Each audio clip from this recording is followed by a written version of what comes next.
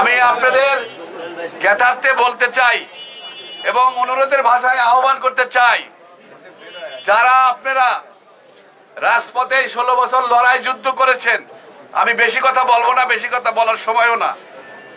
আমি একটা জিনিস আপনাদের মেসেজ দিতে চাই, যে নেতৃবৃন্দ আমাদের ইউনিয়নের যারা নির্বাচিত প্রেসিডেন্ট, সেক্রেটারি, সভাপতি ছিলেন, এর বাইরে যারা এই 16 বছর এসি রুমে বসে বসে আমাদের তামাশা দেখেছেন, সেই সমস্ত লোক যেন দলের মধ্যে অনুপ্রবেশ করতে না পারে।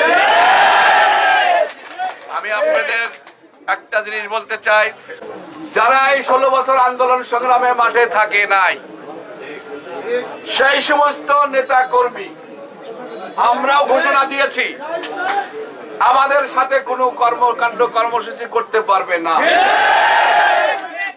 এবং যারা বিএনপি থেকে বিগত দিনে সুবিধা নিয়ে গেছে, সেই সমস্ত লোক বিএনপির নেতা কর্মীর পাশে একদিনের জন্য হলেও দাঁড়ায় নাই।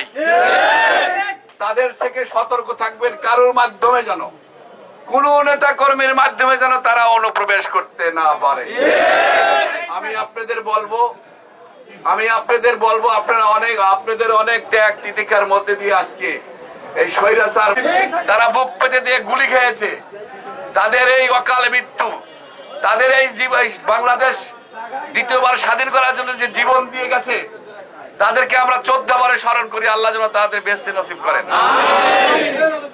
আমি বলতে চাই, তাই এই অর্জন কিন্তু আপনাদের ছাত্র জনতার আজকে জীবনের বিনিময়ে যে স্বাধীনতা, সার্বভৌমত্ব রক্ষা হয়েছে, দেশ স্বাধীন হয়েছে দ্বিতীয়বারের মতো।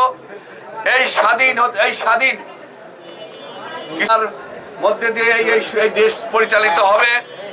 দুর্নীতিমুক্ত বাংলাদেশ গড়তে আমাদের যদি জীবনও দিতে হয়, ইনশাআল্লাহ আমরা দেব। কারণ ব্যাংকের অর্থ সব লুপাট করে নিয়ে গেছে হাসিনা। এই বাংলাদেশে কোনো ডলার, কোনো টাকা রাখে নাই কোষাগারে। তাই আমাদেরকে নতুন করে বাংলাদেশ গড়তে হবে।